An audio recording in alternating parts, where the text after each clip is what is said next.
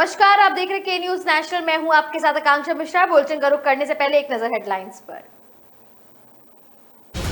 नई दिल्ली के मंदिर मार्ग स्थित बापू निवास की दीवारों पर लगी तस्वीरें भले ही धुंधली होने लगी हो, लेकिन मगर 75 साल पहले देश की आजादी के लिए संग्राम से जुड़ी यादें एक बार फिर आकर यहाँ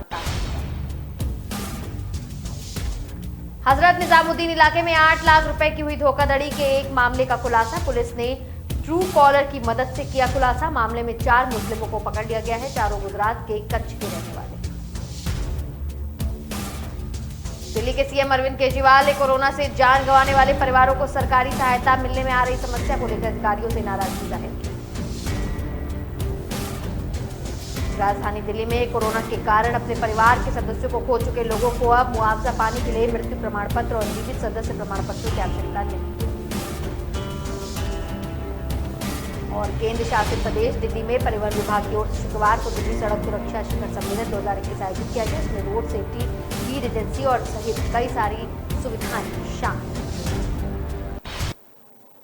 तो अब बुलेटिन को जानेंगे विस्तार से। बता दें कि नई दिल्ली के मंदिर मार्ग स्थित बापू निवास की दीवारों पर लगी तस्वीरें भले ही धुंधली होने लगी हो, मगर 75 साल पहले देश की आजादी के लिए संग्राम से जुड़ी जो भी यादें थी वो एक बार फिर से ताजा हो चुकी हैं। वाल्मीकि मंदिर में राष्ट्रपति महात्मा गांधी ने 1 अप्रैल 1946 से जून से 1947 के दौरान 214 दिन बिताए थे। इस मंदिर में गांधी जी प्रार्थना करते थे। अब रोजाना देश के अलग अलग राज्यों से लोग इस जगह को देखने पहुंचते हैं। बापू वाल्मीकि मंदिर परिसर में बने एक हॉल नुमा कमरे में रहते थे। यहाँ अभी भी बिस्तर है जिस पर गांधी जी विश्राम किया करते थे। उनकी एक तस्वीर भी है जहाँ उनकी स्मृतियों को संजोया गया है। स्वतंत्रता संग्राम से जुड़े सेनानियों के अलावा ब्रिटिश अधिकारी भी महात्मा गांधी से मुलाकात करने के लिए पहुंचते थे। महर्षि वाल्मीकि मंदिर के स्वामी कृष्ण साहा विद्यार्थी बताते हैं कि देश की आजादी से पहले राष्ट्रपिता यहां पर 214 दिन के लिए रुके थे। स्वामी ने बताया कि बापू ने मंदिर पहुंचने के बाद समाज के लोगों से यहां रुकने की इजाजत मांगी थी। जिस कमरे में बापू रुके थे उसमें वाल्मीकि समाज के साधु संत पहले रहा करते थे, जहां एक स्कूल भी संचालित होता था जिनके बच्चों को गांधी जी ने पढ़ाने की इच्छा भी जताई थी। रोजाना सुबह उठकर स्नान के बाद वह मंदिर के प्रांगण में ध्यान लगाते थे।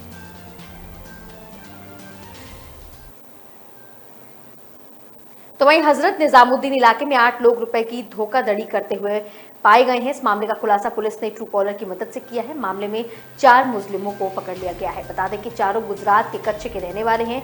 उन्हें राजस्थान के अजमेर के एक होटल में पकड़ा गया है और इनके पास से 7.62 लाख रुपए और 6 मोबाइल, 1 कार और अन्य सामान भी बरामद किया गया है। साउथ ईस्ट दिल्ली पुलिस ने बताया कि गिरफ्तार मुस्लिमों में समा अफ्ताब, सोधा साबिर, इमरान मुबारक और चानिया जुबेर शामिल हैं। सभी की उम्र 35 से 40 वर्ष के बीच बताई जा रही है। चारों दिहाड़ी मजदूर का काम करते थे।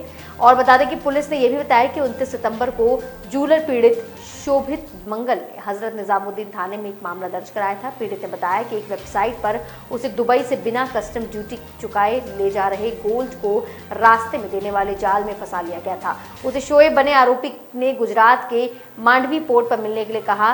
पीड़ित ने उससे निजामुद्दीन दरगाह आने के लिए कहा। यहाँ शोएब और उसके 2 साथियों को जूलर ने 8 लाख रुपए दिए थे।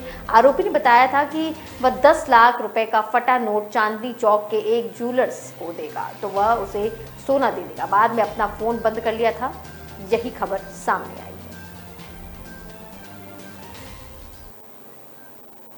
तो वहीं दिल्ली के मुख्यमंत्री अरविंद केजरीवाल ने कोरोना से जान गंवाने वाले परिवारों को सरकारी सहायता मिलने में आ रही समस्या को लेकर अधिकारियों से अपनी नाराजगी जाहिर की है। पीड़ित परिवारों को सरकारी दफ्तर बुलाने और विभिन्न तरह के दस्तावेज मांगने से बेहद खफा दिखे अरविंद केजरीवाल। उन्होंने कोरोना से हुई मौत पर डेथ सर्टिफिकेट और सर्वाइविंग मेंबर सर्टिफिकेट की आवश्यकता को सिरे से खारिज किया। मुख्यमंत्री ने अधिकारियों को सख्त निर्देश जारी करते हुए कहा कि कोरोना से हुई मौत को सत्यापित करने के लिए गृह मंत्रालय से जारी सूचना पर्याप्त है। इसके लिए किसी भी अतिरिक्त दस्तावेज की आवश्यकता नहीं है। शुक्रवार को दिल्ली सचिवालय में हुई अहम बैठक के दौरान मुख्यमंत्री ने अधिकारियों को निर्देश दिया कि गृह मंत्रालय की लिस्ट में मृतकों का नाम सत्यापित कर तत्काल सहायता राशि वितरित की जाए।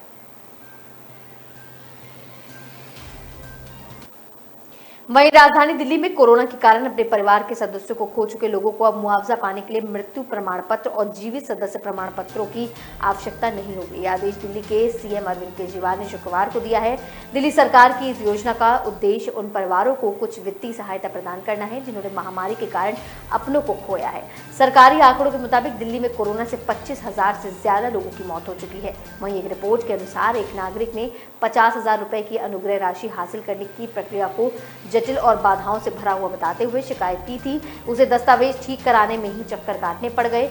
इसके बाद मुख्यमंत्री ने समीक्षा बैठक की थी। केजरीवाल ने कहा कि इस योजना का उद्देश्य उन परिवारों को कुछ वित्तीय सहायता प्रदान करना है क्योंकि वे अपने प्रियजनों को खोने का शोक मनाते हैं।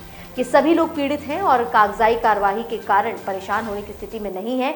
आवेदनों पर विचार करने के लिए अब मृत्यु प्रमाण पत्र और जीवित सदस्य प्रमाण पत्र जमा करने की आवश्यकता नहीं होगी।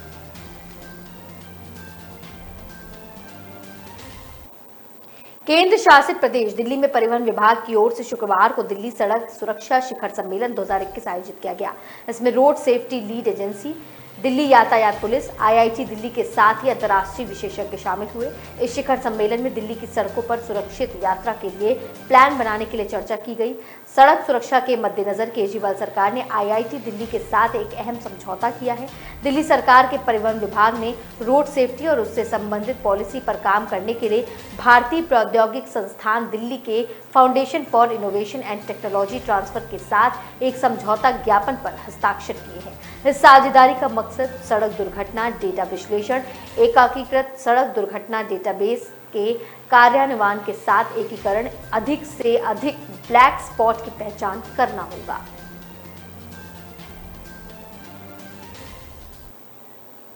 तो एक पश्चिम दिल्ली के मॉडर्न गार्डन में नाइजीरियाई व्यक्ति की मौत के बाद पुलिस स्टेशन पर हमले के आरोप में पुलिस ने 53 लोगों को गिरफ्तार किया। इस मामले में 3 पुलिसकर्मी भी घायल हो गए हैं। पुलिस ने भीड़ को तितर बितर करने के लिए 3-4 राउंड फायरिंग भी की है। पुलिस की कार्रवाई के बाद मोहन गार्डन में रहने वाले अफ्रीकी लोगों में डर का माहौल है। पुलिस का कहना है कि पश्चिम दिल्ली में मोहन गार्डन और उसके आसपास रहने वाले अफ्रीकी नागरिकों पर कार्रवाई शुरू की है। वहीं एक पुलिस अधिकारी ने कहा कि हम अवैध रूप से रह रहे लोगों के खिलाफ कार्रवाई कर रहे हैं। इस साल हमने बिना वैध कागजात के यहाँ रहने वाले लगभग 75 लोगों को गिरफ्तार किया है। वे इस मुद्दे पर भी नाराज हैं। देश में अवैध रूप से रह रहे लोगों की पहचान के लिए अप्रैल में घर घर जाकर सर्वे किया गया था। मोहन गार्डन इलाके में रहने वाले अफ्रीकी समुदाय के लोग में दहशत व्याप्त है। पुलिस की कार्रवाई ने उन्हें इतना बेचैन कर दिया है कि ना तो वो स्थानीय लोगों को कुछ कह सकते हैं और ना कुछ कहना चाहते हैं।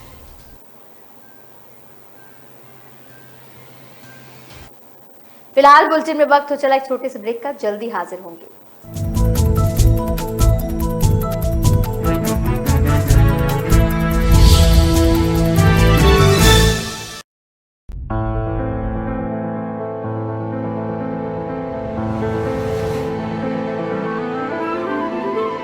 As you bite in, the soft chocolate shell cracks open to let creamy, velvety mousse flow.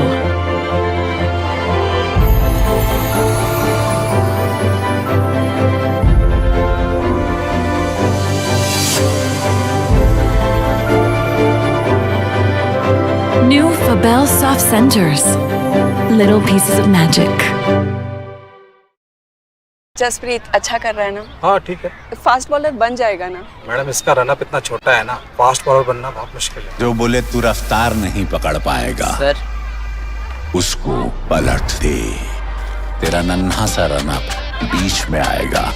जिसने भी कहा है तूने गलत रास्ता चुना है, तेरा हंसता हुआ चेहरा मुन्ना तेरी खुद की किल्ली उड़ाएगा। तू किसे डराएगा? जा एक यॉर्कर में सबकी पकड़ पलट दे।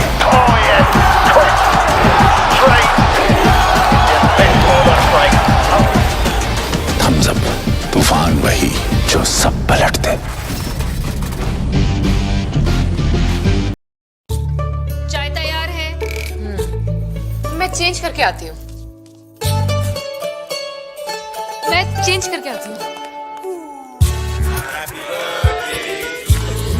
करके आती हूँ। लायरा का नया कलेक्शन, बहाने कम पड़ जाएंगे पर स्टाइल्स नहीं। Lyra, time to style.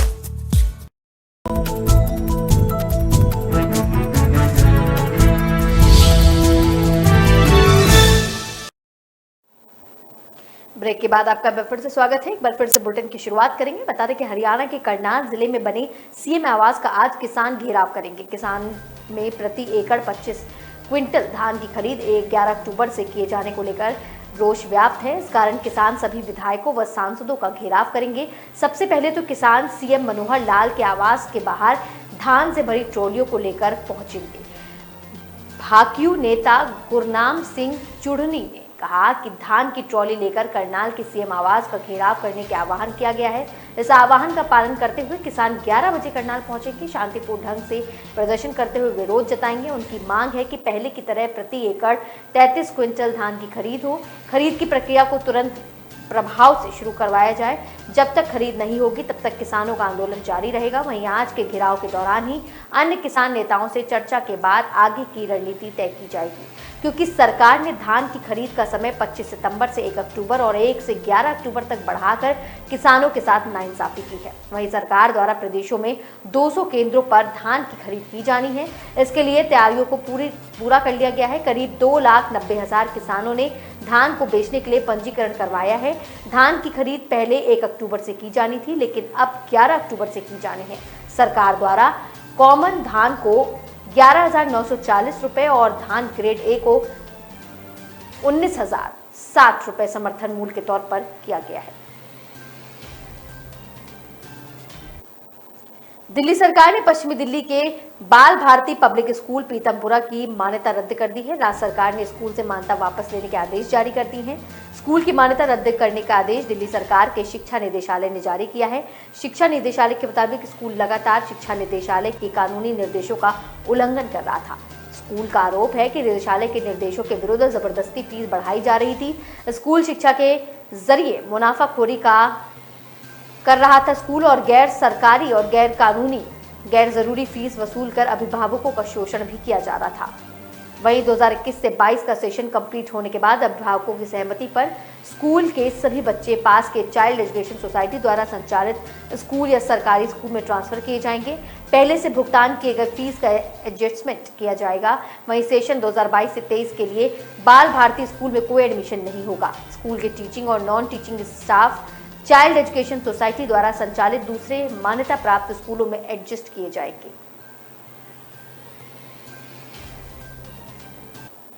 Corona की तीसरी लहर की आशंकाओं को देखते हुए डीडीएमए के द्वारा 6 पूजा पर लगाई प्रतिबंध विरोध शुरू हो गया है। बता दें कि प्रदेश भाजपा पूर्व प्रदेश अध्यक्ष एवं उत्तर पूर्वी दिल्ली के सांसद मनोज तिवारी ने दिल्ली में छठ पूजा के आयोजन पर प्रतिबंध लगाने के लिए दिल्ली के मुख्यमंत्री अरविंद केजरीवाल को निशाने पर लिया है। छठ पूजा पर प्रतिबंध लगाकर तिवारी ने मुख्यमंत्री अरविंद केजरीवाल पर दिल्ली में रह रहे 40% से अधिक पूर्वांचल वासियों के अपमान करने का आरोप लगाया है। तिवारी ने कहा कि जब शराब के ठेके खोले जा सकते हैं, थिएटर खोले जा रहे हैं, मेट्रो चलाई जा रही है, सार्वजनिक परिवहन को मंजूरी मिल गई है, साप्ताहिक बाजार भी खोले जा सकते हैं, तो लाखों लोग छठ व्रतधारियों की आस्था पर रोक लगा क्यों रहे हैं। तिवारी ने यह भी कहा कि केजरीवाल ने पहले भी कई अपमानजनक बयान देकर पूर्वांचल की भावनाओं को ठेस पहुंचाया है। दिल्ली में पेट्रोल डीजल के दाम बढ़ने के साथ ही अब सीएनजी और पीएनजी के दाम भी बढ़ रहे हैं। दिल्ली में सीएनजी 2.28 रुपए प्रति किलो, जबकि नोएडा और गाजियाबाद में 2.55 रुपए किलो महंगी हो गई है। इसी तरह पीएनजी के दाम भी 2.10 रुपए हो गए हैं। इंद्रप्रस्थ गैस लिमिटेड के मुताबिक प्राकृतिक गैस को बृहस्पतिवार को 62% महंगा किए जाने के चलते शुक्रवार को दिल्ली में सीएनजी की कीमत 2.28 रुपए प्रति किलोग्राम और जबकि नोएडा, गाजियाबाद और ग्रेटर नोएडा में 2.55 रुपए प्रति किलो की बढ़ोतरी से बिक रही है। इससे इतर पीएनजी के दाम 2.10 प्रति घन मीटर बढ़ाए गए हैं। वाणिज्यिक एलपीजी सिलेंडर 43.50 रुपए महंगा हो गया है। पेट्रोलियम कंपनियों ने वाणिज्यिक एलपीजी सिलेंडर के दाम 43.50 रुपए की बढ़ोतरी की है। नई कीमत शुक्रवार से ही प्रभावी हो गई है। घरेलू पीएनजी सिलेंडर के दामों में कोई बदलाव नहीं किया जा रहा है। वहीं दिल्ली में 19 किलोग्राम वाले वाणिज्यिक एलपीजी सिलेंडर की कीमत 1,736 रुपए प्रति 50 के दर से बिक रही है। इससे पहले इसके दाम 1,693 रुपए थे। 1 सितंबर को वाणिज्यिक एलपीजी सिलेंडर के दाम में 75 रुपए की वृद्धि की गई थी। हवाई इंजन के दाम भी 5.8% से बढ़े हैं और विमानों में उपयोग करने वाले हवाई ईंधन के दाम भी 5.8% बढ़ाए गए हैं। दिल्ली में अब एटीएफ के दाम 7,258.16 रुपए प्रति किलो लीटर, जबकि मुंबई में 70,880.33 रुपए प्रति किलो लीटर है। इसका असर हवाई यात्रा के टिकटों पर भी पड़ेगा। वहीं पिछले मैच में हार का सामना करने के बाद अब दिल्ली कैपिटल्स की नजरें आईपीएल 2021 में शनिवार जीत की राह पर लौटने पर होंगी, जबकि खराब फॉर्म से जूझ रही गत चैंपियन मुंबई इंडियंस एक जीत के बाद लय बनाने रखने की फिराक में होगी। दिल्ली की टीम पहले ही प्लेऑफ में एक जगह पक्की कर चुकी है, मगर वो मुंबई का खेल बिगाड़ सकती है। दिल्ली में 11 मैचों में 16 अंक के दूसरे स्थान पर है। मुंबई ने आईपीएल के यूएई चरण में लगातार 3 हार के बाद पिछले मैच में पहली जीत हासिल की है। रिकॉर्ड 5 बार की चैंपियनशिप मुंबई के बल्लेबाजों ने निराश किया। गेंदबाजी में जसप्रीत बुमराह ने लगातार अच्छा प्रदर्शन किया है, लेकिन स्पिनर फ्लॉप रहे। राहुल चाहर और कुणाल पांड्या पर अच्छे प्रदर्शन का दबाव होगा। Rohit Sharma, Quinton de Kock, Ishan Kishan, Surya Kumar Yadav, Aditya Tare, Anmol Preet Singh, Chris Lynn, Saurabh Tiwary, Anukul Roy, Arjun Tendulkar, Hardik Pandya, Krunal Pandya, James Neesham, Jayant Yadav, Kieron Pollard, Marco Jansen, Yudhvir Singh, एमिट मिलने और धवल कुलकर्णी समेत Jasprit Bumrah, Mohsin Khan, Nathan Coulter Nile, Piyush Chawla और राहुल चाहर ट्रेंड बोल्ट भी इसमें शामिल हैं। तो वहीं हरियाणा भंडारण निगम के चेयरमैन एवं पृथला के विधायक नयन पाल रावत ने शुक्रवार को क्षेत्र की सड़कों का निरीक्षण किया। इस दौरान उनके साथ अधिकारी भी थे। विधायक टूटी सड़कों को देखकर आक्रोशित हो उठे। उन्होंने अधिकारियों को चेतावनी देते हुए कहा कि जल्द ही इन जर्जर सड़कों को ठीक किया जाए, जिससे लोगों को दिक्कतें न हो। जलभराव, सीवरेज व अन्य समस्याओं को देखकर उसमें नाराजगी जताई। उन्होंने कहा कि इनका जल्द ही समाधान किया जाए। बारिश के कारण जिन सड़कों में गड्ढे हो गए हैं उन्हें पेंच वर्क करके भरा जाए। उन्होंने इस दौरान अधिकारियों को चेतावनी देते हुए कहा कि सड़कों की गुणवत्ता में किसी प्रकार की लापरवाही को बर्दाश्त नहीं किया जाएगा। सड़कों का निरीक्षण करने के बाद विधायकों ने चंदावली स्थित अपने कार्यालय में अधिकारियों की बैठक की है। इसमें सीएम द्वारा घोषित विकास कार्यों की जानकारी ली। उन्होंने कहा कि जो विकास कार्य चल रहे हैं उन्हें निर्धारित समय में पूरा किया जाए। उन्होंने अधिकारियों को निर्देश दिए कि 6 माह के अंदर क्षेत्र की समस्याओं का समाधान किया जाए। तो फिलहाल देश विदेश की खबरों में मेरे साथ अभी के लिए सिर्फ इतना ही, लेकिन आगे की तमाम खबरों के लिए आप देखते रहें के न्यूज़ नेशनल। नमस्कार।